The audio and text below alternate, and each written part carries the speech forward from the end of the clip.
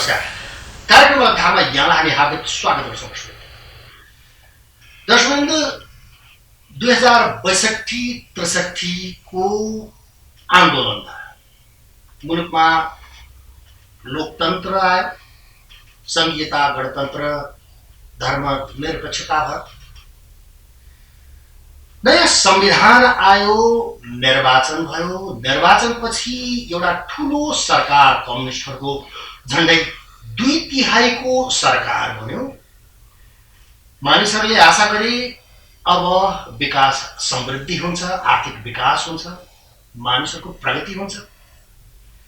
तर भइदियो उल्टो। दर्शक, त्यो सरकार चलेन। फेरि 5 दलीय गठबन्धनको सरकार बन्यो। बल्ल बल्ल 3 महिना, झन्डै 3 महिना, 88 दिन लगाएर सरकारले पूर्णता पायो, तर विवाद मुक्त भएन। यसमा न्यायपालिकाका प्रमुख समेतले मन्त्रीमण्डलमा भाग खोजेको समाचार प्रकाशित भयो र फेरि एकपटक राजदूत नियुक्तिमा प्रधान न्यायाधीशको संलग्नता, त्यसमा पनि भाग खोजेको समाचारहरू आइरहेका छन् र कतिपय भन्दैछन् अब यो प्रणालीको समाप्तितर्फ जान लाग्यो। अब यो मुलुक यसरी चल्दैन। एउटा ठुलो जमातले मुलुकमा अब पुनः राजतन्त्रको स्थापना हुन्छ भन्ने अर्को एउटा जमात देखिन्छ। त आज हामी यिनै विषयमा चर्चा गर्नेछौँ कि साँच्चै अब यो मुलुक कसरी चल्छ। यसका लागि आज हामीले निम्त्याएका छौँ वरिष्ठ अधिवक्ता डाक्टर सुरेन्द्र कुमार। स्वागत छ कार्यक्रममा। हवस् सर, थ्याङ्क यू हजुर। सर, अब यो न्यायपालिका प्रमुख र सरकार प्रमुखको बिचको यो जुन टीका टिप्पणी केही दिनदेखि सुनिँदैछ, यसले के सङ्केत गर्छ? यसले लोकतन्त्रमाथिको गम्भीर प्रहार, संविधान र संविधानवादलाई सरकारमा बस्नेहरूले स्वीकार नगर्ने प्रवृत्तिको चरम रूप, कानुनको शासनप्रति सत्तामा बस्नेहरूको नैराश्यता र लोकतन्त्रमाथिकै खतरालाई यसले सङ्केत गर्छ। सङ्केत त्यही हो। अब फेरि राजदूत नीतिको विषयको भएको कुराहरू आज फेरि एकपटक मुछिएको छ। अनि यो एकदमै गम्भीर विषय हो। न्यायपालिकाका प्रमुखले कार्यपालिकामा भागबण्डा खोज्नु, कार्यपालिका या राज्यका अन्य निकायहरूमा भागबण्डा खोज्नु भनेको त्यो शक्ति पृथकीकरण र सन्तुलनको सिद्धान्त जसको आधारमा संविधानवाद र लोकतन्त्र टिकेको हुन्छ, त्यो आधारभूत संरचना र सिद्धान्तलाई नै समाप्त पार्नु हो। जब न्यायपालिकाले आफ्नो भूमिकालाई बिर्सिन्छ, न्यायपालिकाको भूमिका भनेको सीमित सरकारको अवधारणालाई साकार पार्ने, अर्थात् सरकारलाई कानुनको शासनभित्र राख्ने, संविधानभित्र राख्ने, सरकारलाई असीमित हुन नदिने, त्यसलाई लिमिटेड गभर्मेन्ट भनिन्छ। र लिमिटेड गभर्मेन्ट बनाउने प्रमुख दायित्व चाहिँ अदालतको हुन्छ। र जब अदालत नै कार्यपालिकामा भाग खोज्छ या प्रधान न्यायाधीशले भाग खोज्छन्, यहाँ अदालत भन्दा पनि प्रधान न्यायाधीशको कुरा हो। किनकि अदालत एउटा संस्था, अदालत भन्ने संस्था चाहिँ त्यो निष्पक्ष हुन्छ, त्यसले न्याय दिन्छ। तर त्यो अदालतमा बस्ने व्यक्तिहरू, न्यायाधीशहरू, उनीहरूले गरेका गलत कामले कहिलेकाहीँ न्यायालय पनि बदनाम हुन्छ। त्यसैले अहिले प्रधान न्यायाधीशले जुन काम गर्नुभयो, यो कल्पनै गर्न नसकिने, अकल्पनीय, कुनै पनि लोकतन्त्रमा अकल्पनीय कुरा हो। अकल्पनीय, यस्तो हुनै सक्दैन। हुन त अब एक हिसाबले भनियो भने प्रधान न्यायाधीशको तर्फबाट नभनौँ, न्यायपालिका आफैले पनि विज्ञप्ति जारी गरेर यो होइन भनिएको थियो। अब एक हिसाबले गजेन्द्र हमालको राजीनामा पछि यसले के पुष्टि गर्यो कि साँच्चै उनले चाहिँ एउटा आफ्नो नैतिकता देखायो? के भयो, के लाग्छ? यसले त पुष्टि गर्यो। हामी कानुनमा करोबोरेटिभ एभिडेन्स भन्छौँ, परिस्थितिजन्य प्रमाण भन्छौँ। कतिपय यस्ता हाई लेभलका घोटालाहरू, सेटिङहरूको प्रमाण हुँदैन। प्रधान न्यायाधीश र प्रधानमन्त्रीको बिचमा के कुराकानी भयो त्यो सार्वजनिक रूपमा गरिएको हुँदैन। उहाँहरूको बिचमा भेटघाट भयो कि भएन, कुराकानी भयो कि भएन, यो सार्वजनिक हुँदैन। तर यस्ता विषयहरू चाहिँ जब सञ्चार माध्यमले यति सशक्त रूपमा यस्ता विचारहरू कुराहरू अगाडि ल्यायो त्यसले दुईटा कुराहरू देखाउँछ। यदि सञ्चार माध्यम गलत थियो भने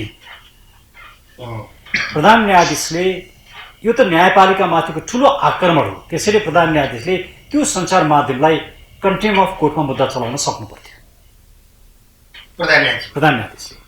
तर उहाँले सक्नु भएन। उहाँले एउटा सामान्य किसिमको विज्ञप्ति दिएर टार्ने काम गर्नुभयो। त्यो विज्ञप्तिले यति ठुलो इस्यु टर्दैन। त्यस्तै अहिले हमालजीले जुन राजीनामा दिनुभयो, राजीनामा दिएर यो इस्यु सामसुम हुँदैन, किनकि यो जुन प्रवृत्ति, यो जुन गलत काम देखियो, प्रधान न्यायाधीशले कार्यपालिकामा भागभन्डा खोज्ने, मन्त्री खोज्ने, राजदूत खोज्ने, ओलीजीकै पालामा पनि त मिडियामा आयो नि कि उहाँले संवैधानिक निकायमा आफ्ना फलाना मान्छेलाई संवैधानिक निकायमा राख्नुभयो भन्ने कुरा त आयो। उहाँ पहिल्यैदेखि विवादास्पद बन्नु भएको छ। तर त्यो बेला मानिसहरूले हो कि होइन भन्ने विषयमा शङ्का नै थियो। उहाँलाई बेनिफिट अफ डाउट दिएका थिए समाजले। ए होइन होला, प्रधान न्यायाधीश जस्तो व्यक्तिले कसरी भागभन्डा खोज्छ र होइन होला भनेर बेनिफिट अफ डाउट दिएका थिए। तर एकपछि अर्को घटना घट्न थालिसके पछाडि अब उहाँलाई बेनिफिट अफ डाउट सिद्धियो। अब कसैले पनि उहाँलाई बेनिफिट अफ डाउट दिनेवाला छैन। उहाँले गल्ती गरेको कुरा अब उहाँले महसुस गर्नुपर्छ। उहाँले न्यायपालिकालाई बदनाम गर्न पाउनुहुन्न। उहाँ प्रधान न्यायाधीश हो, तर प्रधान न्यायाधीशको आचरणमा बस्नुपर्छ। न्यायाधीशहरूको पनि आचार संहिता छ, कोड अफ कन्डक्ट छ, कन्स्टिट्युसनल ड्युटी छ, त्यो मर्यादा छ, त्यो डिग्निटी छ। त्यो भित्र नबसिसके पछाडि त्यो प्रधान न्यायाधीशै भए पनि प्रधान न्यायाधीश न्यायालयभन्दा ठुलो होइन, प्रधान न्यायाधीश कानुनभन्दा ठुलो होइन। त्यसले प्रधान न्यायाधीशको पहिलो कर्तव्य नै के हो भने सरकारलाई सीमित बनाउने, कार्यपालिकालाई रुल अफ ल भित्र लिएर आउने र आफू पनि आचार संहिता र मर्यादाभित्र बस्ने, संविधान र संविधानवादलाई मूर्त रूप दिने, कानुनको शासनलाई स्थायित्व दिने। त्योभन्दा बाहिर गएर उहाँ कानुनको शासनलाई तोड्ने, न्यायाधीशहरूको आचार संहिताभन्दा विपरीत काम गर्ने, कार्यपालिकामा मन्त्री खोज्ने, राजदूत खोज्ने जुन काम गर्नुभयो, यो भनेको सिङ्गो न्यायपालिकाको चरित्र नै होइन। यो अहिले भन्दाखेरि एक थरीको भनाइ छ नि, होइन यो न्यायालयलाई नेताले चलाए कि नेताले न्यायालय चलाए, के हो यो एकदमै गम्भीर विषय हो। अब यसले धेरै ठुल्ठुला अनुमानहरू, शङ्का उपशङ्काहरू जन्माएको छ। जसरी पछिल्ला दिनमा अदालतले गम्भीर राजनीतिक प्रकृतिका मुद्दाहरूको निर्णय गरेको छ र त्यो निर्णय पश्चात प्रधान न्यायाधीशले भागभन्डा खोजेका छन्, यसले के देखाउँछ भने कतै ती निर्णयहरू नै सेटिङमा भएका होइनन्, त्यो त्यतातिर गयो, इङ्गित आशंका गर्ने ठाउँहरू जन्मियो। हिजोसम्म ती निर्णयहरूको सैद्धान्तिक रूपमा छलफल र विवाद थियो। सैद्धान्तिक विवाद त सधैँ हुन्छ, किनकि पर्सपेक्टिभहरू, विभिन्न पर्सपेक्टिभहरू हुन्छन्। कसैलाई एउटा पर्सपेक्टिभ ठिक लाग्छ, कसैलाई अर्को पर्सपेक्टिभ ठिक लाग्छ। सैद्धान्तिक रूपमा छलफल हुने कुराले न्यायपालिकालाई स्वस्थ रूपमा अझै बेसी मजबुत बनाउँछ। सैद्धान्तिक आलोचनाले न्यायपालिकाको गरिमालाई उच्च बनाउँछ। तर यो त सैद्धान्तिक विषय होइन। यसले त के देखायो भने न्यायपालिकाका प्रधान न्यायाधीशले सरकारमा भागभन्डा खोज्दा रहेछन्। किन भागभन्डा खोज्न उनी सफल भए? उनले कार्यपालिकालाई केही गरिदिएको रहेछ नि त। शेरबहादुर देउपाको जुन प्रमादेशका आधारमा शेरबहादुर देउपाजी प्रधानमन्त्री बन्नुभयो, कुरा त यहीँनिर आएर जोडिन्छ, पुष्टि भयो। त्यसैले यो कनेक्सन, अनहोली कनेक्सन, जुडिसियरीले चाहिँ एउटा अनहोली एक्टिभिटिजमा जुडिसियरीलाई प्रधान न्यायाधीशले लिएर जानुभयो, जुन जुडिसियरीको चरित्र होइन, जुडिसियरीको मर्यादा होइन। उहाँले न्यायपालिकालाई अमर्यादित बनाउनु भयो, न्यायपालिकाको स्वाधीनतालाई समाप्त पार्नुभयो, नागरिकहरूको न्यायपालिकामाथिको विश्वासलाई उहाँले भत्ताभङ्ग पार्नुभयो। अब यस्तो अवस्थामा यो विश्वास भत्ताभङ्ग पार्ने काम पहिलोपटक भएको हो। यो यति चरम रूपमा पहिलोचोटि नै भएको। हुन त पूर्व प्रधान न्यायाधीश गोपाल पराजुलीको इस्यु पनि थियो, जो मसँगै सम्बन्धित थियो। वास्तवमा उहाँले मलाई धम्की दिइसके पछाडि डाक्टर गोविन्द केसीको मुद्दा थियो। त्यो डाक्टर गोविन्द केसीको मुद्दामा मैले डिफेन्ड गराएको थिएँ डाक्टर गोविन्द केसीलाई। उहाँले मलाई उहाँको कार्यकक्षमा बोलाएर कुराकानी गर्नुभएको थियो। त्यस पछाडि अब ती सबै विषय मैले जान्न। त्यस पछाडि उहाँले मलाई फोन गरेर धम्की दिनुभएको थियो र यी विषयहरू मिडियामा आएका थिए। त्यसपछि गोपाल पराजुलीको विषयमा सिङ्गो समाजमा चर्चा परिचय भयो। न्यायालय राजनीति त प्रोफेसर खिलराज रेग्मीको पालादेखिको लागि लिन सकिन्छ। खिलराज रेग्मी प्रधान न्यायाधीशबाट प्रधानमन्त्रीमा जानुभयो, त्यो कुरोलाई ठुलो विरोध भयो। अँ, प्रधान न्यायाधीशको पद कायमै राखेर जानुभयो। एउटा नागरिक प्रधानमन्त्री हुन पाउँछ, तर प्रधान न्यायाधीशबाट राजीनामा दिएर जानु पर्थ्यो। त्यसरी पहिलो कुरा त प्रधान न्यायाधीशलाई त्यसरी लानु नै राम्रो थिएन, तर लाँदाखेरि पनि उहाँले राजीनामा दिएर उहाँ जानु पर्थ्यो। त्यो विषयमा प्रश्नहरू उठेका थिए। तर पछि उहाँ प्रधानमन्त्रीको पदबाट बाहिर आइसके पछाडि उहाँ प्रधान न्यायाधीशमा आउनु भएन। त्यसले विवादलाई समाधान गर्यो। तर एउटा भनाइ छ नि, उहाँको रिटायरमेन्टसम्म दुवैतर्फको एउटा छोडिदिएको भए प्रधान न्यायाधीश चाहिँ छोड्नु पर्थ्यो, उहाँले छोड्नु भएन नि। त्यही भएर त्यो ठुलो आलोचनाको विषय बन्यो। न्यायपालिका पटक पटक विवादमा आएको छ। जस्तो सुशीला कार्कीलाई महाअभियोग लागेको प्रस्ताव पेश गरियो। यस्ता घटनाहरू घटेका छन्। तर यी सबै घटनाहरूभन्दा चरम, यो अझै चरम हो। यो चरम घटना हो यो। किनकि न्यायपालिकाले कार्यपालिकामा भागबण्डा खोज्ने, यो सम्मको स्तरमा न्यायपालिका भनौँ कहिले पनि पुगेको थिएन। कहिले पुगेको थिएन। यस्तो परिकल्पनै गर्न सकिँदैन। यो त न्यायपालिकाको सिङ्गो मर्यादा र चरित्रभन्दा बाहिरको काम हो। मर्यादा र चरित्रभन्दा बाहिरको काम हो। त्यसैले यो अकल्पनीय काम जुन प्रधान न्यायाधीश चोलेन्द्र शमशेर राणाबाट भयो, अब योभन्दा बेसी उहाँले न्यायपालिकालाई विवादास्पद बनाउनु हुँदैन। उहाँले मर्यादित रूपमा काम गर्नुपर्थ्यो, गर्नु भएन। तर एकपछि अर्को आइरहेको छैन। भर्खर गजेन्द्र हमालको घटना सेलाउन नपाउँदा पाउँदै फेरि तपाईँको तिलक रावलजीको हो। जस्तो गजेन्द्र रावलजीको विषय कस्तो रह्यो भने, म त सांसद होइन। सांसद नभएको व्यक्तिलाई यसलाई दुई तिनवटा चरणमा हेर्नुपर्छ। पहिलो, मिडियाले लेख्यो प्रधान न्यायाधीशले प्रधानमन्त्रीसँग भागबण्डा खोजे, फलाना फलानालाई मन्त्री बनाउन खोजे, दुईजनाको नाम आयो होइन। पहिलो चरण यो हामीले विश्वास गरेनौँ। अनि न्यायालयबाट पनि सर्वोच्च अदालतले पनि विज्ञप्ति जारी गर्यो, खण्डन आयो। हामीलाई के विश्वास लाग्यो भने सर्वोच्च अदालतले खण्डन गरेपछि यो त गलत कुरा रहेछ भन्ने हामीलाई लाग्यो।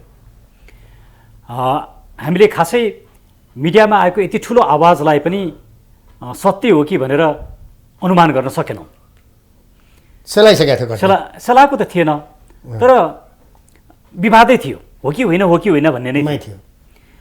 तर जब कन्टेक्स्ट कस्तो छ भने, जुन दिन यो समाचार बाहिर आयो त्यही दिन ललिता निवासको मुद्दाको सुनवाई भएको थियो।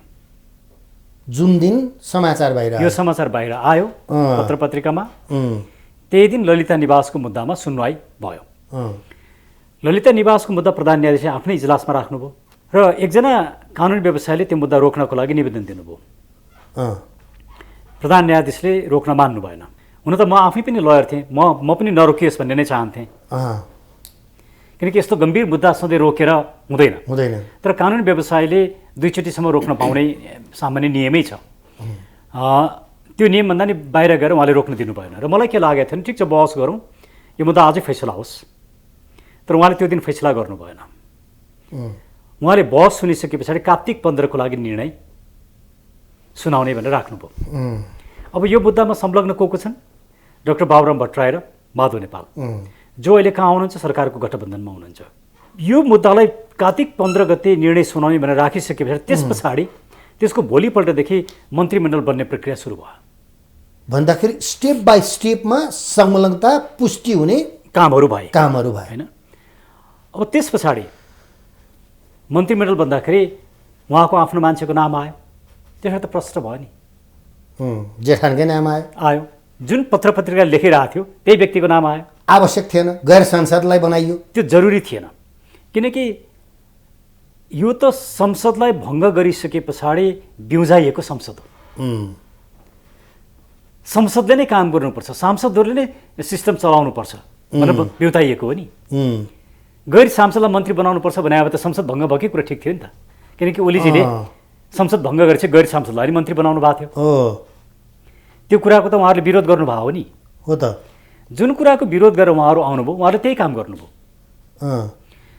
त्यसैले गजेन्द्र हमालजी नेपाली काङ्ग्रेसको त्यस्तो नेता जसको सरकारमा संलग्नता नभइकन यो सरकारले काम गर्नै नसक्ने वातावरण भएको भए पनि उहाँ त धेरै इम्पोर्टेन्ट व्यक्ति हो नि। थप आशंका जन्मिने ठाउँ हुँदैन थियो। अब नेपाली काङ्ग्रेसभित्रको एउटा क्लिन मान्छे होइन, उहाँलाई मैले क्लिन हुनु नभनेको होइन, तर फिगरमा देखिराखेका, जस्तो एकछिन भनौँ त्यहाँका केही युवाहरू हुनुहुन्छ जो चर्चित हुनुहुन्छ, त्यस्ता व्यक्तिलाई ल्याइदिएको पनि मान्छेले त्यति धेरै आशंका गर्दैनथे, ती पनि आएन। गजेन्द्र हमालजी आउनुभयो, जो नेपाली काङ्ग्रेसको जिल्ला स्तरको राजनीति गरेको व्यक्ति हो, तर उहाँ अहिले संसद पनि नहुने र उहाँको भूमिका, उहाँ फेरि विशेषज्ञ पनि होइन। जुन मन्त्रालय पाउनुभयो कि त उद्योग विभाग सम्बन्धी विशेषज्ञ भएको भए पनि ल न त, ल एउटा ठाउँ थियो होइन, मुलुकको एमिनेन्ट स्कलर विशेषज्ञ, त्यस्तो व्यक्ति ल्याउनु जरुरी छ, त्यो पनि होइन। अनि फेरि डिफेन्ड कसले गर्छ उहाँको मन्त्रीको? प्रचण्डले डिफेन्ड गर्नुपर्ने जरुरी थिएन। अनि माधव नेपाल र बाबुराम के भन्छन्, अनि उहाँलाई मन्त्री बनाएको किन आपत्ति? यी सबै घटनाक्रमले के देखाउँछन् भने प्रधानमन्त्री न्यायाधीशमाथि पहिलो चरणमा पत्र पत्रिकाले लेखेको कुरा चाहिँ दोस्रो चरणमा आएर पुष्टि भयो, होइन? अब यसले के भयो त? अब यसले न्यायपालिकाको साग गिर्यो कि कार्यपालिकाको साग गिर्यो? दुईटैको। यसमा सबभन्दा ठुलो दोषी त कार्यपालिका नै हो, शेरबहादुरजी र प्रचण्डजी नै हो। किनभने शेरबहादुरजी एज अ प्राइम मिनिस्टर उहाँले के भन्नुपर्छ नि, न्यायपालिकाको आफ्नो गरिमा र स्थान छ, तपाईँ आफ्नो डेकोरममा बस्नुहोस्, तपाईँले कार्यपालिकामा स्थान खोज्ने होइन, भागभन्डा खोज्ने होइन, सेटिङ खोज्ने होइन भन्न सक्नु पर्थ्यो नि। तर उहाँले गुण तिर्नुभयो, प्रधानमन्त्री बनाइदिएको गुण तिर्न उहाँ लालयित हुनुभयो। भनेपछि कार्यपालिकाले पनि न्यायपालिकालाई आश देखाएर लोभ्याएर आफू सत्तामा बसेर आफ्नो सत्ता लम्ब्याउने एउटा गलत प्रवृत्तिमा कार्यपालिका गयो। त्यसमा सिङ्गो गठबन्धन नै लोकतन्त्र र संविधानका आधारभूत चरित्रभन्दा बाहिर गएर सत्ता टिकाउनको लागि पर्यो।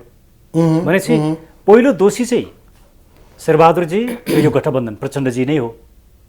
दोस्रो दोषी प्रधान न्यायाधीश हो। भन्दाखेरि अब यसले एक हिसाबले ठिक हो, तपाईँले भने जस्तो साख त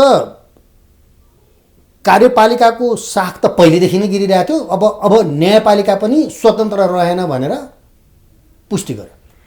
न्यायपालिका र कार्यपालिका मिलेर काम गर्दा रहेछन्। यसले कता लैजान्छ त? यसले लिमिटेड गभर्मेन्टको अवधारणा नै समाप्त पार्यो नि। जहाँ सीमित सरकारको अवधारणा समाप्त हुन्छ त्यहाँ डेमोक्रेसी नै बाँकी रहँदैन, त्यहाँ निरङ्कुशता सुरु हुन्छ। अब भन्नुहोस्, यति ठुलो इस्युमा लिगल कम्युनिटीले प्रधान न्यायाधीशले राजीनामा दिनुपर्छ भनिरहेछ, तर कार्यपालिकाले उहाँलाई साथ दिने, उहाँले कार्यपालिकालाई साथ दिने, अनि उहाँहरू जबरजस्त अदालतमा बस्ने, कार्यपालिकामा बस्ने, कसैलाई पनि कसैको भोइस नसुन्ने, जे गरे पनि हुन्छ भन्ने मानसिकतामा जानुभयो भने त्यो चाहिँ निरङ्कुशता हुन्छ र अराजकता हुन्छ। अब उहाँहरूसँग एउटै चोइस छ, उहाँहरू निरङ्कुश र अराजक बन्ने कि योभन्दा बेसी विवादास्पद इन्स्टिट्युसनल विवादास्पद नबनाउने, इन्स्टिट्युसनलाई योभन्दा बेसी डेरोगेट नगर्ने। त्यो पनि न्यायपालिका जस्तो इन्स्टिट्युसन विवादमा आउनै हुँदैन। किन यो जब विवादमा आउँछ तब न्यायप्रतिको नागरिकहरूको आस्था धर्ममा आउँछ। न्यायपालिकाको सबैभन्दा ठुलो शक्ति नै नागरिकहरूको न्यायपालिकाप्रतिको आस्था हो। त्यो त रहेन, त्यो बाँकी रहेन नि। अब यसले गर्दाखेरि यो यति गम्भीर विषय बनेको छ कि नेपालको न्यायपालिकाको इतिहासमा न्यायपालिकाको स्वाधीनतामाथि भएको यति ठुलो प्रहार कहिले पनि भएको थिएन। यो नै सबैभन्दा ठुलो प्रहार हो र त्यो प्रहार स्वयं न्यायपालिकाको नेतृत्वले गर्यो, प्रधान न्यायाधीशले गर्नु। यो गम्भीर हो, होइन? गम्भीर हो। उहाँले राजीनामा दिन त जरुरी छ। यदि विधिको शासन भएको मुलुक यो हो भने उहाँमाथि कन्टेम्प अफ कोर्टको मुद्दा चल्नुपर्छ। प्रधान न्यायाधीश माथि नै। एक्ज्याक्टली। उहाँले त अदालतको अवहेलना गर्नुभयो नि। अदालत त उहाँको निजी इन्स्टिट्युसन होइन नि। जति प्रधान न्यायाधीशको अदालत त्यति नै यहाँको पनि हो, मेरो पनि एउटा कमन सिटिजनको पनि हो। सिटिजनले न्याय पाउने ठाउँलाई सेटिङमा परिणत गर्ने काम गर्न पाइन्छ। यो त बडा गम्भीर हो, होइन? तपाईँले अहिले लगाइरहेको एक हिसाबले भन्नुपर्दा अब तपाईँ यसअघि अघिल्लो प्रधानमन्त्रीको पक्षबाट संसद विघटनको बेलामा मुद्दा लड्नुभएकै व्यक्ति हुनुहुन्छ, होइन? अब अहिलेको सरकार, शेरबहादुर देउवाको सरकार र केपी ओलीको सरकार अथवा दुईजनाको कामको अन्तरलाई कसरी मूल्याङ्कन गर्नुहुन्छ? होइन, दुईजनामा उहाँहरूको बिचमा खासै केही फरक छैन। खासै फरक छैन। दुवैजनाले भ्रष्टाचारलाई संरक्षण गर्नुभएको छ, दुवैजनाले व्यथितिलाई संरक्षण गर्नुभएको छ। ओलीजीले पनि प्रधान न्यायाधीशलाई भागभन्डा दिनुभएको कुरा मिडियामा नआएको होइन। ओलीले पनि दिनुभएकै हो। संवैधानिक निकायमा त दिनुभएको भनेर आयो नि, यतिजना व्यक्ति फलानालाई दिएको भन्ने कुरो त आएकै हो। खालि उहाँहरूको कुरा के हो भने सत्तामा बस्नका लागि उहाँहरू सबै किसिमका शक्तिहरू प्रयोग गर्नुहुन्छ। अब ओलीजी र देउबाजीको बिचमा फरक, अहिले काठमाडौँ डिलेमा भन्ने रञ्जित रेको एउटा किताब मार्केटमा आएको छ, खुब चर्चामा छ। धेरै नेपालप्रति धेरै ह्युमिलेटिङ किसिमले लेखिएको छ त्यो किताब। त्यसको बारेमा म कुनै दिन बोल्छु, लेख्छु पनि। त्यो किताबलाई हेरेको खण्डमा ओलीजीमाथि इन्डियाको एकदमै ठुलो आक्रोश देखिन्छ। ओलीजीलाई एउटा नेसनलिस्टको रूपमा त्यहाँ चर्चा गरिएको छ र राजा महेन्द्रको नेसनलिजम र ओलीको नेसनलिजमलाई तुलना गरिएको छ। काङ्ग्रेस चाहिँ आफूलाई कम्फर्टेबल भएको कुराको चर्चा गरिएको छ, प्रचण्डजीहरू कम्फर्टेबल भएको। यसले के देखाउँछ भने ओलीजी र देउबाजीको बिचको फरक के छ भने ओलीजीमा अलिकति राष्ट्रियताको भावना थियो, देउबाजीमा भन्दा बेसी। तर ओलीजीले जसरी एमसिसी बोक्नुभयो त्यसको हामी विरोधी हौँ। तर कालापानी, लिपुलेक र लिम्पियाधुरामा ओलीजीले जुन स्ट्यान्ड लिनुभयो त्यसको हामीले प्रशंसा गरेका छौँ। त्यो जसले गरे पनि राम्रो काम हो। तर ओलीजीका पालामा ओम्नी ग्रुपदेखि लिएर भ्याक्सिनमा भएको सेटिङ र कमिसनका कुराहरूमा देउबाजीले म सत्तामा आएपछि कारवाही गर्छु भन्नुभएको थियो नि, तर भएन, कारवाही गरेको खै। अच्छा, अब त्यसैले यो दुईटाको तुलना हुँदैन। किन हुँदैन भने उहाँहरू समान किसिमको मान्छे हो, अलिकति ओलीजी बेटर जस्तो देखिनुहुन्छ। अब वैकल्प के छ? अब तपाईँ आफै एउटा होइन भर्खरै पार्टी पनि खोल्नु भएको छ क्यारे, के हो रे तपाईँको पार्टीको नाम? नेपालका लागि नेपाली। नेपालका लागि नेपाली। के हुनुहुन्छ तपाईँ? म त्यसको वरिष्ठ उपाध्यक्ष हो। अब यो के उद्देश्यले खोल्नु भयो त? अब वैकल्पिक पार्टी साँच्चै आवश्यक छ भन्ने हिसाबले सोचेर त्यतातिर पार्टीतिर लाग्नुभयो कि अथवा चाहिँ नि के उद्देश्यले खोल्नुभयो? के हो त्यसका दुई तिनवटा उद्देश्यहरू छन्। पहिलो उद्देश्य चाहिँ अहिलेसम्म नेपालमा शासन सत्तामा पुगेका दलहरूले विदेशीवाद बोके, विदेशी विचार बोके, विदेशी सिद्धान्त बोके, विदेशमा जन्मिए र विदेशबाट सञ्चालित भए। उहाँहरूमा नेपालीपना नै रहेन।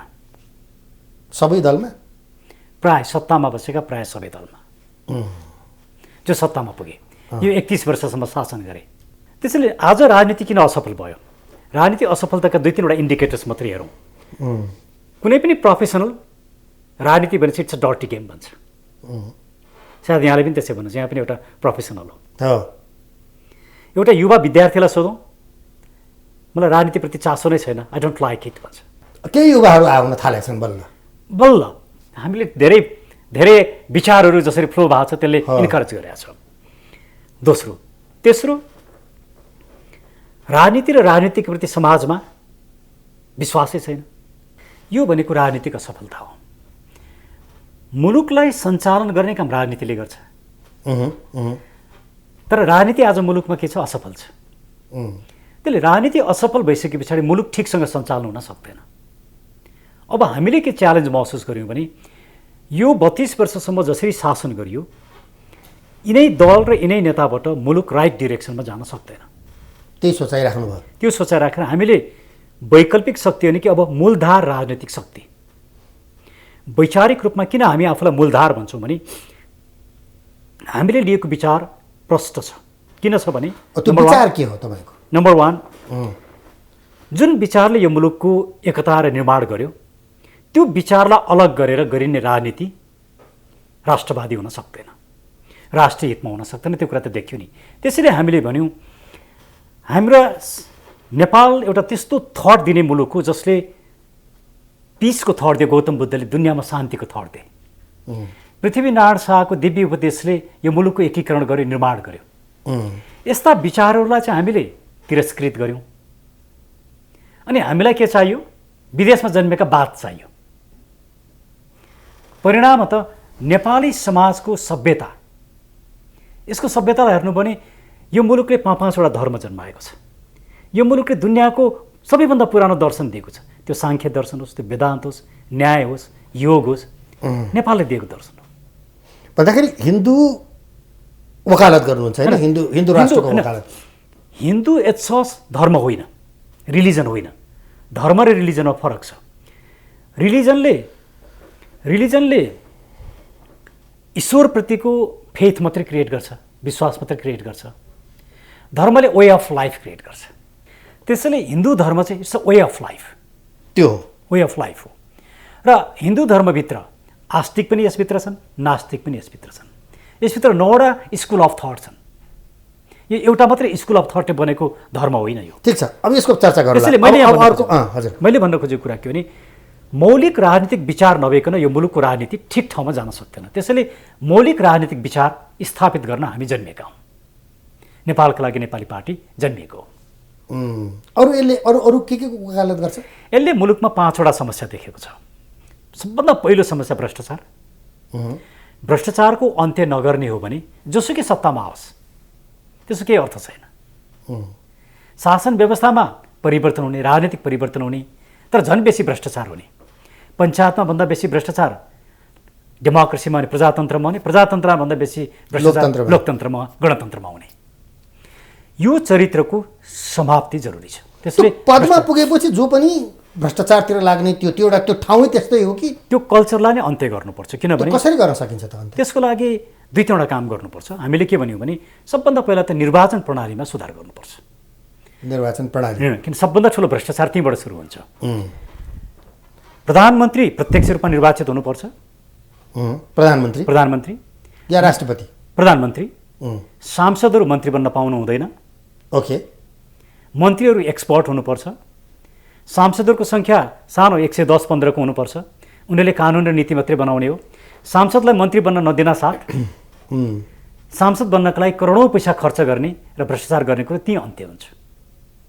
गुन्डा परिचालन गर्ने, उम्मेदवार किन्ने, मतदाता किन्ने कुरा त्यहीँ समाप्त हुन्छ। त्यसैले इलेक्सन रिफर्म भन्दाखेरि मतलब सांसद हुनको लागि आउने भए मन्त्री बन्नको लागि सांसद हुने भएन। सांसद मन्त्री बन्नै नपाएपछि त उसले खालि सांसदको काम मात्रै गर्छ, पोलिसी मेकिङ र ल मेकिङको काम मात्रै गर्छ। एक्सपर्टहरू चाहिँ नि मन्त्री हुन्छन्। ओके। उद्योग मन्त्री उद्योगसँग सम्बन्धित एक्सपर्ट हुनु पर्यो नि। एउटा इलेक्सन रिफर्म। दोस्रो, पञ्चायत कालदेखि आजसम्म सत्तामा बसेका प्रत्येक राजनीतिज्ञ, ठुला कर्मचारी र न्यायाधीशको सम्पत्तिको छानबिन गर्नै पर्छ। त्यो सम्भव छ? यो जबसम्म सम्भव हुँदैन नेपालको भविष्य नै छैन। डाइरेक्ट इलेक्टेड कार्यकारी प्राइम मिनिस्टर हो, राष्ट्र प्रमुख रहँदैन? राष्ट्र प्रमुख रहन्छन्। राष्ट्र प्रमुखको रूपमा चाहिँ हामीले नेपालको जियो पोलिटिक्सलाई हेरेर हिजोको जस्तो राजा होइन, आफै शासन व्यवस्था गर्ने, आफै राजनीति गर्ने, राजनीतिक अधिकारको प्रयोग गर्ने त्यो किसिमको राजा असफल भइसके। त्यो राजतन्त्र समाप्त भइसक्यो। अब त्यो फर्किन सक्दैन। तर 21औं शताब्दीको राज संस्था जसले राजनीति गर्दैन, राजनीतिक अधिकार प्रयोग गर्दैन। पहिला हामी पोलिटिकल्ली क्लियर हुनुपर्ने कुरा के छ भने राजनीतिक शक्तिको स्रोत राजा होइनन्, जनता हुन्, नागरिक हुन्। हिजो राजाले यो कुरा बुझ्दैका भए यो राज संस्थै जाँदैन थियो। राजाले यो कुरा बुझेनन्। संस्थाको रूपमा राख्ने हुने भयो। हो, संस्थाको रूपमा। राष्ट्रिय शाह परिवार, पृथ्वीनारायण शाहको वंश शाह परिवार, राजा ज्ञानेन्द्र नै अबको राजा हुनुपर्छ। यति नै हो। हामी क्लियर छौँ यसमा। तर राजा ज्ञानेन्द्रले हिजोको जस्तो चाहिँ राजनीतिक शक्ति प्रयोग गर्ने र शासन गर्ने परिकल्पना गर्न हुँदैन। तर हाम्रो भनाइ के छ भने पहिला कुरो त राजा ज्ञानेन्द्रलाई राजा हुन मन छ कि छैन भन्नु पर्यो नि। हामीले मात्रै भनेर त हुँदैन। व्यक्तिगत रूपमा कुरा भएर पर्याप्त हुँदैन।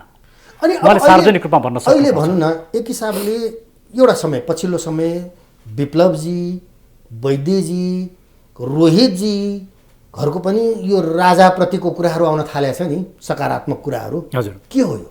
अनि उहाँहरूको प्रश्न विचार छ, आज मुलुक सङ्कटमा छ, राष्ट्र बचाउनु पर्ने अवस्था छ। यो अवस्थामा राष्ट्र बचाउनको लागि कसैलाई निषेध गरेर हुँदैन। राजा पनि मुलुकलाई बचाउनको लागि अगाडि आउँछन् भने सहकारी हुन सक्छ। त्यसैले राष्ट्रियताको सवालमा कसैलाई निषेध गर्नु हुँदैन भन्ने उहाँहरूको प्रष्ट दृष्टिकोण हो। अझ बिजुक्सेजीले त केसम्म भन्नुभयो भने हामी सिंहानुको रूपमा राजालाई स्वीकार्न सकिन्छ भन्ने दृष्टिकोण ल्याउनु भयो। हामीले भनेको पनि त्यही हो। फेरि वैद्यजी पनि यसमा सामेल हुनुहुन्छ, वैद्य र विप्लवजी। होइन, अब वैद्यजीले पनि यो कुरा त बोल्नुभयो नि, वैद्यजीले पनि बोल्नुभयो। अब विप्लवजीले यो कुरा बोल्नु भएको छैन। विप्लवजीलाई त तपाईँले पृथ्वीनारायण शाहको तस्विर सायद दिनुभएको थियो। हो, के आधारले दिनुभयो, के भन्नुभयो? उहाँलाई मैले दिन खोजेको मेसेज चाहिँ जसरी पृथ्वीनारायण शाहले मुलुकलाई एकताको सूत्रमा बाँधेर राष्ट्र निर्माण गरे, आज राष्ट्र चाहिँ विखण्डनको अवस्थामा छ। त्यसले तपाईँ हामी सबै एक ठाउँमा आएर मुलुकलाई बचाउनुपर्छ। को कम्युनिस्ट, को काङ्ग्रेस, को राष्ट्रवादी को कुन दलमा छ, यो सब कुरा बिर्सेर एकचोटि नेपाली नागरिक बन्नु पर्यो र नेपाली नागरिक भनेर सबै हामी एक ठाउँ आएर मुलुकलाई बचाउनु पर्छ। आजको पहिलो कर्तव्य, फर्स्ट पोलिटिकल टास्क नै यही हो। भन्दा के भन्नु मैले जुन कुरा मैले त्यो सभामा मैले बोलेको थिएँ, विप्लवजीले 5 चोटि जस्तो लाग्छ मेरो नामै लिएर उहाँले बोल्नु पर्यो, मेरा प्रत्येक कुरालाई दोहोऱ्याएर बोल्नुभयो। यसबाट म के बुझ्थेँ भने उहाँहरूमा राष्ट्रवाद छ, उहाँहरू राष्ट्रियताको लागि सबै शक्तिसँग एक ठाउँमा आएर काम गर्न चाहनुहुन्छ कि तपाईँहरूलाई उपयोग गरेर अब हाम्रो तर्फबाट क्रान्ति सम्भव छैन, आन्दोलन हामी गर्न सक्दैनौँ भनेर यो सहारा खोज्दै हिँड्नु होइन। त्यसरी हामीले सबै कुरालाई नकारात्मक रूपमा लिनु हुँदैन। पोलिटिक्समा अनेस्ट मान्छेहरू पनि हुन्छन् र मैले अनेस्ट लागे विप्लवजी। मलाई विप्लवजी अनेस्ट लाग्छ। किन अनेस्ट लाग्छ भने हिजो उहाँले उठाएका जुन एजेन्डा छन् ती एजेन्डा त नेपाली समाज, नेपाली नागरिक र मुलुकको हितमै छन् नि। खालि उहाँहरूले लिनुभएको बाटो गलत थियो, उहाँहरूलाई बाध्य बनाइएको थियो, उहाँहरूले अहिले त्यो बाटो छोड्नुभयो। उहाँहरू अहिले शान्तिपूर्ण रूपमा आउनु भएको छ भनेपछि त्योभन्दा अर्को ठुलो उपलब्धि के हुन्छ? उहाँहरूलाई बन्दुक बोक्न बाध्य बनाएन हुँदैन सत्ताले। हिजो प्रचण्डजीले 17,000 मान्छे मार्नुभयो नि, तर प्रचण्डजीले 17,000 मान्छे मार्दा प्रचण्डजीमाथि कारवाही त भएन। कारवाही हुनुपर्ने त प्रचण्डजी हो नि, त्यसको नेतृत्व प्रचण्डजीले गरेको हो नि। विप्लवजी त त्यो बेलाको कार्यकर्ता मात्रै हो नि। अहिले 17,000 भने मैले 5,000 को चाहिँ जिम्मेवारी लिन्छु भन्नु। अनि 5,000 कम हो त, अरूको जिम्मा कसले लिने? विद्रोह उहाँले गर्ने, अरूको जिम्मा कसले लिने? त्यसले प्रश्न के हो भन्दाखेरि अहिले तपाईँ कुन पार्टीमा हुनुहुन्छ, कुन राजनीतिक विचार बोक्नुहुन्छ, यो महत्त्वपूर्ण कुरा होइन। महत्त्वपूर्ण कुरा तपाईँ नागरिक हो कि होइन, तपाईँलाई यो मुलुक बचाउने जिम्मेवारी महसुस गर्नुभएको छ कि छैन। यदि यो जिम्मेवारी महसुस गर्नुभएको छ भने अब अहिलेका यी घटना, हामीले प्रधान न्यायाधीशको घटनाहरू, यी विभिन्न पोलिटिकल घटना हेरेका छौँ, यसले चाहिँ एउटा के निष्कर्ष निकालेको छ भने यो सिस्टम चाहिँ फेल भयो। अब यो सिस्टमलाई परिवर्तन गर्नै पर्छ। अब मुलुक अघि तपाईँले जुन कुराहरू गर्नुभयो नि, अब त्यतातिर जाने सम्भावना देख्नुहुन्छ?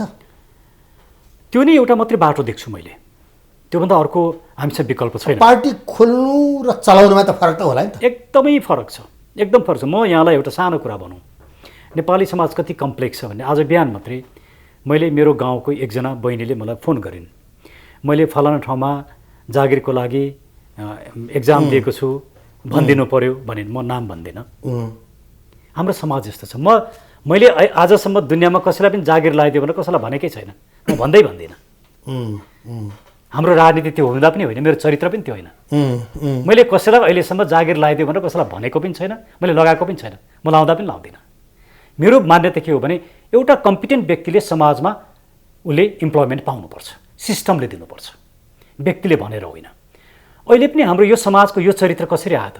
यही असफल राजनीतिको कारणले यो चरित्र आयो। त्यसले राजनीति सजिलो छैन, हामी पनि त्यही रोगबाट ग्रसित छौँ। जसरी अहिले सत्तामा भएकाहरूले पैसा लुटेर बसेका छन्, पैसा मागेर राजनीति गरेका छन्, हामी त्यसरी गर्न पनि चाहँदैनौँ। हामी त्यही बाटोमा गयो भने हामी पनि करप्ट हुन्छौँ।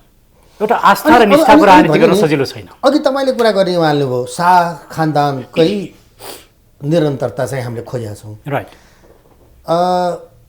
पूर्व राजा ज्ञानेन्द्रसँग कुरा भएको छ यो विषयमा? अनि व्यक्तिगत रूपमा मेरो कुराकानी भएको छ, तर राजी हुनुहुन्छ? व्यक्तिगत रूपमा भएका कुराकानीले मात्रै पर्याप्त हुँदैन, किनकि उहाँलाई साथ त मैले मात्रै दिएर पुग्दैन नि, साथ त नेपाली समाजले दिनु पर्यो नि। नेपाली जनताले दिन्छन्, समाजले दिन्छन्। आजभन्दा 2-2.5 वर्ष अगाडि जब यो मुलुकमा राज संस्था चाहिन्छ भन्ने विचार हामीले राख्यौँ, बालकृष्णजी म लगायतका हामीले राख्यौँ, त्यो बेला मुलुकमा राज संस्थाको विषयमा चर्चा परिचर्चा नै हराइसकेको थियो नि। हामीले त बहुत ठुलो रिस्क लिएका थियौँ। तर आज गाउँमा जानुहोस्, राज संस्थाको चर्चा परिचर्चा छ। अनि अब राजा चाहिन्छ भन्ने भन्नु न, एक हिसाबले घरबाट निस्किँदाखेरि राजतन्त्रको वकालत गर्ने, सिंहदरबार पुगिसकेपछि गणतन्त्र राम्रो देख्ने हो नि कमल थापाजीहरू, होइन? यहाँले ब्युटिफुल्ली राखिदिनु भयो, होइन? उहाँहरू जस्तालाई लिएर सम्भव छ यो? त्यसैले हाम्रो पार्टीमा उहाँहरू हुनुहुन्न नि, उहाँहरूको छुट्टै पार्टी छ, हामी त्यो पार्टीमा गएनौँ पनि। सहयोग त रहला नि त, विचार त त्यही हो नि। रहँदैन।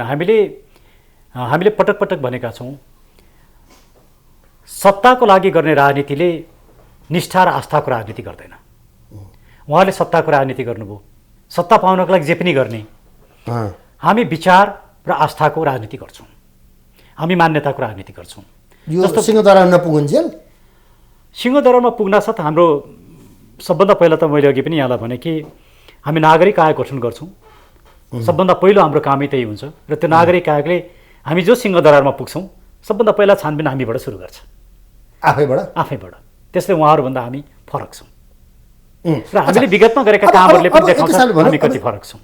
तपाईँले अघि पनि कुरा आयो, केपी ओलीले प्रधानमन्त्री रहँदाखेरि 2 पटक होइन संसद विघटन गर्नुभयो, प्रतिनिधि सभा विघटन गर्नुभयो, तपाईँले साथै दिनुभयो निश्चित रूपमा। र उहाँलाई पनि यसरी गरी भनिन्थ्यो होइन, लोकतन्त्र समाप्त गर्ने, गणतन्त्र समाप्त गर्ने, धर्मनिरपेक्षता समाप्त गर्ने, हिन्दू राष्ट्रको वकालत गर्ने, रामको कुरा गर्ने, दरबार अगाडि गएर आमसभा गर्ने, पशुपतिनाथमा झलेरी राख्ने होइन। तपाईँहरूको पनि समर्थन, उहाँहरूको पनि छ यसमा, केपी ओलीजीको पनि समर्थन रहन्छ? मलाई थाहा छैन उहाँको समर्थन छ कि छैन, उहाँको विचार के छ मलाई थाहा छैन। मैले संसद विघटनमा उहाँलाई दिएको साथ किन थियो भने यो जोडाजोडीको सांसद, जसरी निर्वाचन अहिलेको निर्वाचन प्रणाली छ, उम्मेदवार किनेर, मतदाता किनेर, गुन्डागर्दी प्रयोग गरेर सृजना भएको अहिलेको सत्ता र सांसद र राजनीतिक रूपमा जुन किसिमका विकृति देखिए, जुन किसिमको चरम भ्रष्टाचार देखियो, यस किसिमको सांसदलाई राखेर मुलुक अगाडि जान सक्दैन। र यदि भ्रष्टाचारको अन्त्य गर्नु छ भने यो संसदलाई विघटन गर्नुपर्छ, निर्वाचनमा जानुपर्छ, भ्रष्टहरूलाई हराउनै पर्छ, अनि मात्रै राजनीतिक रूपमा शुद्धिकरण हुन सक्छ। होइन, तपाईँहरूको विचारसँग ल केपी ओलीको नहोला, उहाँ भइरहेको भए तपाईँहरूको काम गर्नको लागि सजिलो हुन्थ्यो होइन? काम गर्न त अहिले पनि हामीलाई केले रोक्या छ? केपी ओली हुँदा र नहुँदामा हामीलाई, किन हामी त परिवर्तनको लागि हामी काम गरिरहेका छौँ। हामी हिजो विषम परिस्थितिमा काम गरिरहेको अब अप्ठ्यारो भयो होइन? छैन, हामीलाई अहिले पनि पछि अप्ठ्यारो भयो, शेरबहादुर देउवा प्रधानमन्त्री भइसकेपछि अप्ठ्यारो भयो, होइन? हामीलाई रहिरहेको भए सजिलो हुन्थ्यो। हामीलाई के लाग्थ्यो भने यो संसद पुनर्स्थापित भइसके पछाडि गणतन्त्र मजबुत होला भन्ने हामीलाई लागेको थियो। तर गणतन्त्रलाई धज्जी उडाउने काम उहाँहरूले नै गरिदिनु भयो, हामीलाई त झन् सजिलो भयो। झन् सजिलो, गणतन्त्रको त धज्जी उड्यो नि। यो कुरोमा त अब कसैलाई न्यायपालिका हो, प्रधान न्यायाधीश पनि मिसेपछि झन् सजिलो हुँदैन, झन् सजिलो भयो। उहाँहरूले नै यो सिस्टम सिद्ध्याउनको लागि महत्त्वपूर्ण भूमिका खेलिरहेको छ। यो सिस्टम जति जति भत्किन्छ, जति जति अप्ठ्यारो पर्छ, त्यति सजिलो हुँदैन। यो सिस्टम मुलुकको हितमा छैन, त्यसैले मुलुकको हितमा नभएको सिस्टमलाई राख्नु उपयुक्त छैन। यो प्रणाली समाप्त हुनेतिर गयो, त्यो बाटोतिर मुलुक हिँडिसक्यो। त्यसपछि आउने के हो? 47 सालको संविधान? होइन, लोकतन्त्रको विकल्प हुँदैन। 47 सालको संविधानले मुलुकलाई निकास दिँदैन, हामी प्रष्ट छौँ यो कुरामा। यहाँ त यही संविधानभित्रबाट निकास खोजिनुपर्छ, या त नयाँ संविधान बनाइनुपर्छ, पुरानो संविधान बिउचाउने, पुरानो चरित्र बिउताउने, यो काम गरेर मुलुकलाई द्वन्द्वमा लानु हुँदैन। यो संविधानबाट पनि त सम्भव छैन नि। यो संविधानमा 2/3 बहुमतले परिमार्जन गर्न सकिन्छ। यो संविधानको धारा 247 बाहेक सबै 74 बाहेक, धारा 274 को 1 बाहेक सबै खारेज गर्न सकिन्छ, परिवर्तन गर्न सकिन्छ, परिमार्जन गर्न सकिन्छ। हाम्रा सबै एजेन्डाहरू यही संविधानभित्र पनि समावेश हुन सक्छन्, या नयाँ संविधान बनाउन सकिन्छ। त्यसैले पुरानो संविधान बिउजाउने, पुरानोतिर जाने यस्तो गल्ती कसैले पनि गर्नु हुँदैन। अब यो बल अघि भन्नुभयो नि, राजा आउने, धर्मनिरपेक्षता हट्ने, यी सबैको बल चाहिँ के हो? राष्ट्रिय अन्तर्राष्ट्रिय रूपमा पनि त सहयोग आवश्यक पर्ला। यसको सबैभन्दा ठुलो बल भनेको नेपाली नागरिक। आजसम्मका परिवर्तनहरू विदेशीले गरे, त्यसले त्यो परिवर्तन मुलुकको हितमा भएन। अबको परिवर्तन स्वयं नेपाली नागरिकहरूले गर्नुपर्छ। जबसम्म नेपाली नागरिकले आफ्नो राजनीतिक भविष्यको निर्णय गर्दैनन्, तबसम्म विदेशीले गरिदिने निर्णयले मुलुकको हित हुँदैन भन्ने कुरो प्रष्ट भएको छ। विदेशीले अब गर्ने परिवर्तन हामीलाई स्वीकार्य छैन। अब हामी नेपाली नागरिकहरूले परिवर्तन गर्नुपर्छ। विदेशीहरूले नै गरे होइन? हो, त्यही भएर त यसले सफलता पाएन, यसले मुलुकको हित गरिहाल्नु भयो होइन? हो, रञ्जित रे अहिले पछिल्ला दिनमा जति पनि इन्डियाका डिप्लोम्याट्सहरू, आर्मीका उच्च पदस्थ रिटायर व्यक्तिहरूले लेखेका पुस्तकहरू, आर्टिकलहरू आएका छन्, त्यसले त प्रष्ट पार्यो नि माओवादी कोबाट सञ्चालित रहेछ, रबाट कसरी पैसा लिँदो रहेछ, काङ्ग्रेस र इन्डियाको सम्बन्ध के रहेछ, यहाँका कम्युनिस्टहरू र इन्डियाको सम्बन्ध के रहेछ। अब जनताको बलबाट आउने सम्भावना कति नजिक छ? अब यदि जनताले परिवर्तन ल्याउँदैनन् भने परिवर्तन हुँदैन। सामाजिक सञ्जालमा लेख्दैमा परिवर्तन हुन्छ? हो, यही छ अहिलेको समस्या। पिपुलमा उक्कुस मुक्कुस छ, विद्रोह छ, तर उसले त्यो आफ्नो विद्रोह सामाजिक सञ्जालमा लेखिदिन्छ 2-3 लाइन सिद्धो। पिपुलले जबसम्म मेरो मुलुक अप्ठ्यारोमा छ, मैले सेक्रिफाइस गर्नुपर्छ, मैले शान्तिपूर्ण रूपमा र अहिंसात्मक रूपमा परिवर्तन गर्नुपर्छ भन्ने कुरा बुझ्दैन र ऊ आफै नेपाली नागरिक भएर, दलको कार्यकर्ता भएर कि नेपाली नागरिक भएर सडकमा आउँदैन तबसम्म परिवर्तन हुँदैन। या त उसले सम्भावना देखिया छ। मैले देखेको छु अबका परिवर्तनका दुईटा बाटो, एउटा शान्तिपूर्ण र अहिंसात्मक सडक आन्दोलनबाट, अर्को निर्वाचनबाट। निर्वाचनमा पिपुलले अहिलेसम्मका यी भ्रष्टाचारी व्यथितिका नायकीहरूलाई भोट नदिएर एकचोटि मुलुकको हितमा काम गर्ने व्यक्तिलाई एक भोट, आफ्नो भोट राइट ठाउँमा दियो भने त त्योभन्दा ठुलो क्रान्ति त केही हुनै सक्दैन नि। भन्दाखेरि यही संविधानबाट पनि त्यो सम्भावना छ, पर्याप्त छ। तर अब तपाईँले भने जस्तो 2/3 आउने सम्भावना त यो संविधानले कतै कुनै पार्टीले ल्याउन सक्ने सम्भावनै छैन त। होइन, सम्भावना त किन बढ्यो भने अहिलेका सबै राजनीतिक दल र नेताहरू त असफल भए। उहाँहरू सफल हुनुहुन्छ, राम्रो गर्नुभएको छ भनेर कसैले भनिदियो भने म त्यो सुन्न चाहन्छु। मैले त्यो भन्ने कोही देखेको छैन अहिलेसम्म। उहाँहरू आफै, प्रचण्डजी आफैले भन्नुभयो नि, हामी असफल भयौँ, हामीले यही तरिकाले हामीले काम गऱ्यौँ, पिपुलले हामीलाई कुट्छन्, त उहाँ आफैले भने हो नि। उहाँहरू आफैले रियलाइज गरे कहिले आत्महत्या गरौँ म एक्लो महसुस हुन थालेँ भने जस्तो पनि भन्न थाल्नु भएको छ। त्यो चाहिँ उहाँले अतिरञ्जित गर्नुभयो। त्यो चाहिँ एउटा इमोसनल बार्गेनिङ गरेर आफ्ना विरोधीहरूको विरुद्धमा आफ्ना कार्यकर्ता लगाउने उहाँको साजिस हो। उहाँ यस्ता थुप्रै साजिस गर्न माहिर मान्छे हो। साजिस हो त्यो साजिस हो। त्यस्तो तरिकाको राजनीति गर्नु राम्रो होइन। तर बेला बेला उहाँहरूले रियलाइज गर्नुहुन्छ र उहाँहरूले रियलाइज गरिसकेको अवस्था छ। त्यसले अबको मुलुक दुई किताबमा बाँडिन्छ। एउटा एमसिसीवादीहरू र एमसिसी विरोधीहरू, अबको निर्वाचन या अबको आन्दोलन, होली वाइनवादीहरू, होली वाइनका विरोधीहरू, भ्रष्टाचारीहरू, भ्रष्टाचारका विरोधीहरू, राष्ट्रियता बेच्नेहरू, राष्ट्रियताका पक्षपातीहरू बीच अब बाँडिन्छ। मुलुक दुईटा किताबमा जान्छ। यो दुईटा किताबमध्ये यदि राष्ट्रियताको किता हार्छ भने मलाई केही भन्नु छैन, यदि एमसिसीको किताले हार्छ भने मलाई केही भन्नु छैन। तर मेरो विश्वास छ अब एमसिसीको कितामा को रहने भयो त? एमसिसीको कितामा शेरबहादुरजी रहने हुनुभयो। नेपाली काङ्ग्रेस, शेरबहादुरजीले नेपाली काङ्ग्रेसलाई डुबाउनु भयो। नेपाली काङ्ग्रेस जस्तै रहेन। नेपाली काङ्ग्रेस मात्रै हुन्थ्यो भने हामीले नयाँ पार्टी खोल्ने जरुरी यो भित्र पनि त एमसिसीका विरोधीहरू छन्। काङ्ग्रेसभित्र बहुत नगन्य छन्, बहुत नगन्य छन्, होइन? छन् होला, तर बहुत नगन्य। मैले अहिलेसम्म देखेको छैन काङ्ग्रेसभित्र।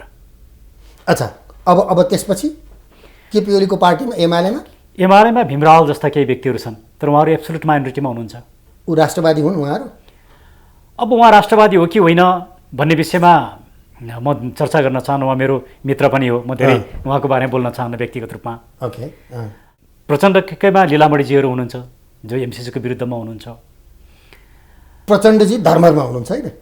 प्रचण्डजी त खेलाडी हो नि, जे गर्दा आफू सत्तामा पुगिन्छ त्यही गर्ने। उहाँले आफ्नो मात्र स्वार्थ हेर्ने हो। उहाँले त्यो बाहेक अरू त केही हेर्नु नै भएन। उहाँको राजनीति नै निजी स्वार्थमा चुर्लुम्म डुब्यो। उहाँ मुलुकको लागि माथि उठेको भइदिएदेखि प्रचण्डजी यो मुलुकको धेरै ठुलो नेता हुने व्यक्ति हो, तर उहाँले त्यो गर्नु भएन। ठुलो अवसर उहाँले गुमाउनु भयो। उहाँले आफ्नो जिन्दगी गुमाइसक्नुभयो, आफ्नो राजनीतिक जीवन गुमाइसक्नुभयो। अब उहाँका कुनै सम्भावना, अब फर्किने सम्भावना उहाँको छैन। उहाँ डुबिसक्नुभयो। उहाँले आफैले आफूलाई डुबाउनु भयो। अच्छा, अब अर्को भनेको माधव नेपालजीको नयाँ पार्टी छ। माधव नेपालजीको विषयमा म धेरै नभनौँ, किनकि जसले एमाले बनायो, एमालेलाई छोडेर जसरी उहाँ जानुभयो, यदि म माधव नेपालजीको ठाउँमा हुन्थेँ भने म कुनै पनि हालतमा एमाले छोड्दैन थिएँ। उहाँले जुन किसिमको राजनीति गर्नुभयो, आफ्नै सत्ता गिराउनका लागि, आफ्नै सरकार गिराउनका लागि पार्टी फुटाउने अनि अर्कोसँग मिल्ने र गठबन्धन गर्ने, त्यो किसिमको चरित्र बोकेर अनि उहाँलाई नयाँ पार्टी बनाउनको लागि राजनीतिक दलसँग सम्बन्धी ऐनमा अध्यादेश ल्याएर संसदको अधिवेशन अन्त्य गरेर अध्यादेश ल्याएर 20%मा पुर्याउनु पर्ने, अनि उहाँको पार्टी बनेपछि त्यो फिर्ता लिनुपर्ने, यो चरित्र भएको व्यक्तिले मुलुकको हित गर्न सक्छ? उहाँमा कुनै पोलिटिकल भिजन छ? यसले त उहाँलाई मात्रै होइन, समग्र एक हिसाबले भन्दाखेरि प्रणालीलाई पनि अप्ठ्यारो त पार्ने होइन। यी सबै जति तपाईँहरू हामीहरू बसेर कुरा गरिरहेछौँ, यसले प्रणालीलाई नै अप्ठ्यारो पार्ने। सिस्टमको फेलियर हो नि यो त, सिस्टम फेलियर हो। त्यसैले अब सिस्टम फेलियरलाई कति दिनसम्म सहने? सिस्टम र संविधान फेलियर एउटै रूपमा एउटै हो। संविधान, सिस्टम फेलियर भनेकै संविधानको फेलियर हो। भन्दाखेरि अब यो संविधानले काम गर्दैन, यो संविधानलाई त उहाँहरूले मार्नुभयो। पहिला त सिस्टम पनि गलत भयो, सिस्टमलाई चलाउनेहरू पनि गलत भए, उहाँहरूको प्रवृत्ति पनि गलत भयो। यो तिनटै कुरामा रूपान्तरण परिवर्तन चाहिन्छ। अब यो सरकारको आयो कति छ? एकदम अन्तिम प्रश्न राखेँ। त्यो त म भन्न सक्दिनँ। यो निर्वाचनसम्म पनि जान सक्छ। निर्वाचन हुन्छ कि हुँदैन त? निर्वाचन त गराउनुहुन्छ नि उहाँहरूले, उहाँहरूसँग अर्को विकल्पै छैन। त्योभन्दा अगाडि परिवर्तन हुने सम्भावना छैन? मैले देखेको छु। अबको 1.5 वर्ष बाँकी भने 14 महिना जति बाँकी छ, त्योभन्दा 14-15 महिना, त्योभन्दा अगाडि नै व्यापक आन्दोलन हुन सक्ने र परिवर्तन हुन सक्ने सम्भावना मैले देखेको छु। देख्नु भएको छ? मलाई लाग्छ यो वैशाखसम्ममा ठुलै उथलपुथल हुन सक्छ। हस्, यहाँलाई धेरै धेरै धन्यवाद छ। नमस्कार। त दर्शकवृन्द, उहाँ हुनुहुन्थ्यो वरिष्ठ अधिवक्ता डाक्टर सुरेन्द्र भण्डारी। उहाँ नेपालका लागि नेपाली पार्टीका वरिष्ठ उपाध्यक्ष समेत हुनुहुन्छ। हस्त आजको अलग धारको निर्धारित समय सिद्धिसकेका छ। आगामी हप्ता पुनः उपस्थित हुनेछौँ। नमस्कार।